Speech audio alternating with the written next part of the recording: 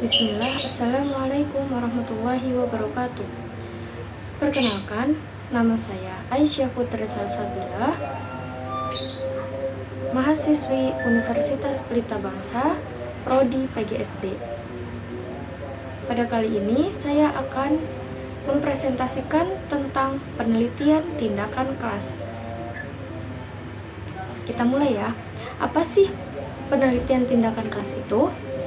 Nah, penelitian tindakan kelas yaitu berasal dari kata action research yang muncul pada tahun 1940-an sebagai salah satu model penelitian yang berkembang.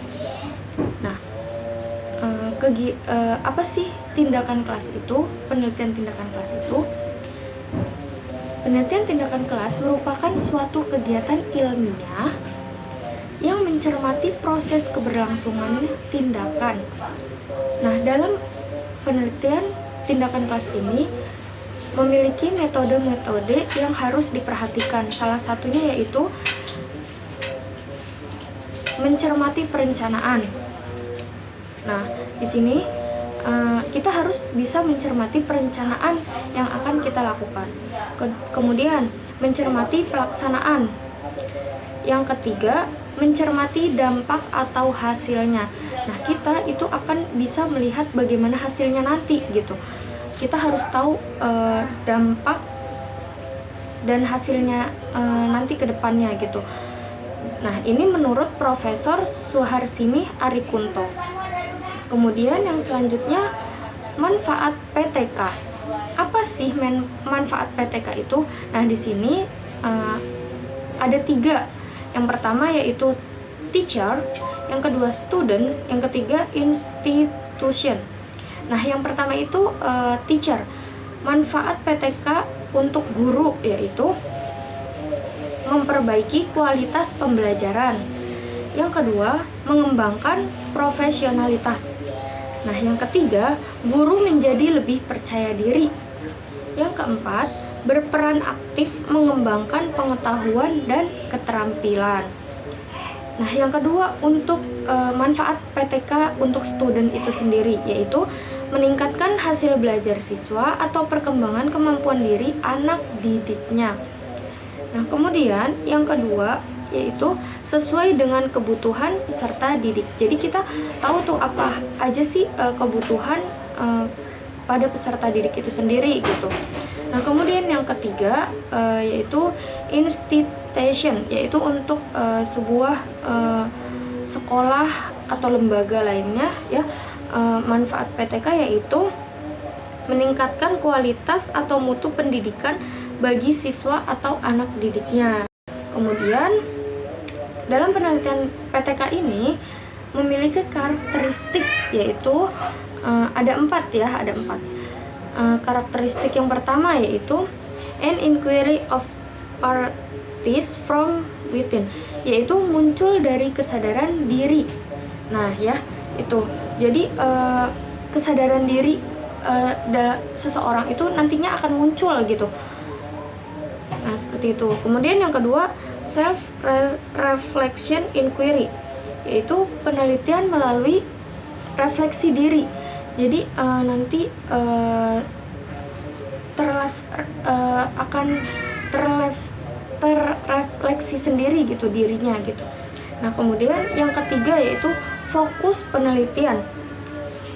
Kegiatan pembelajaran, perilaku guru dan siswa dalam melakukan interaksi. Jadi di situ akan terlihat tuh bagaimana interaksi antara guru dan siswa gitu.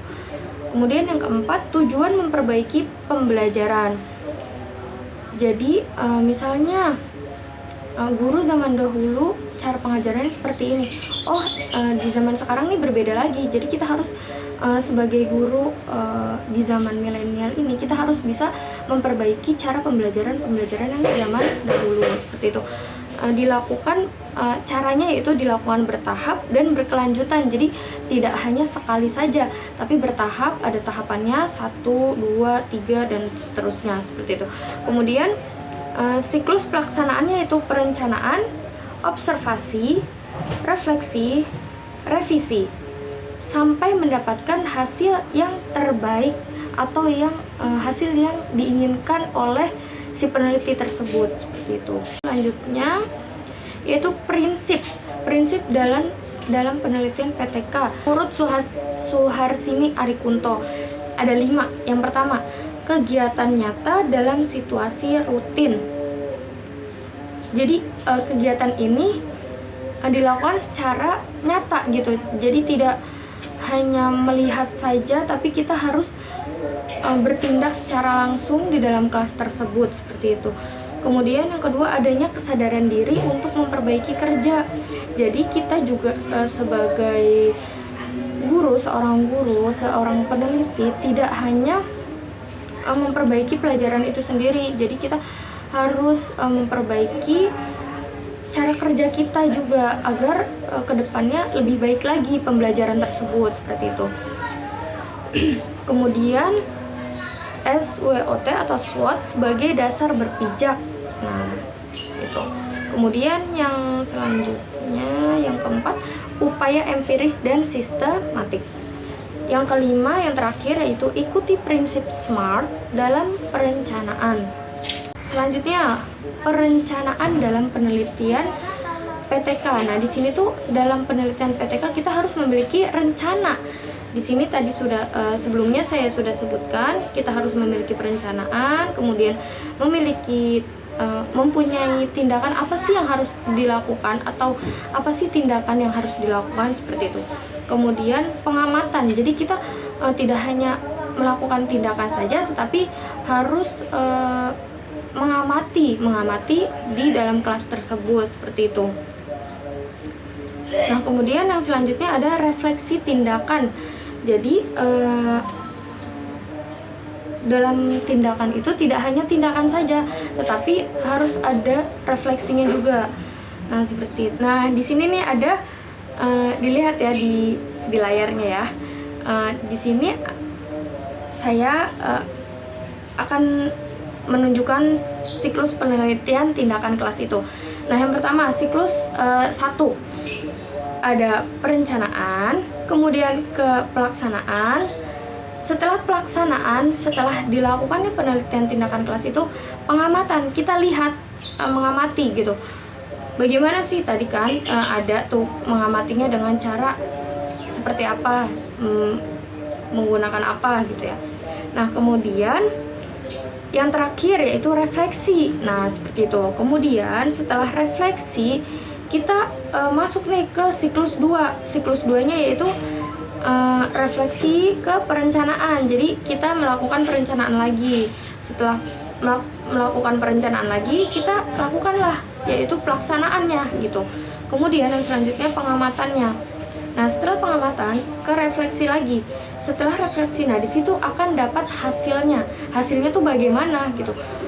Kita akan melihat itu hasilnya nanti di akhir setelah mendapatkan siklus yang kedua, seperti itu.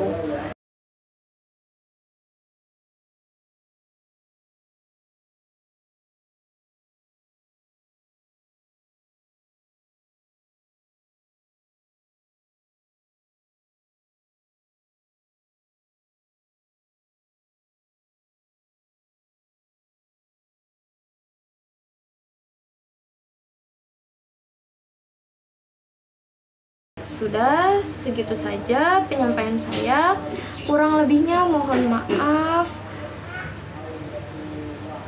Wabillahi taufiq wal hidayah. Wassalamualaikum warahmatullahi wabarakatuh.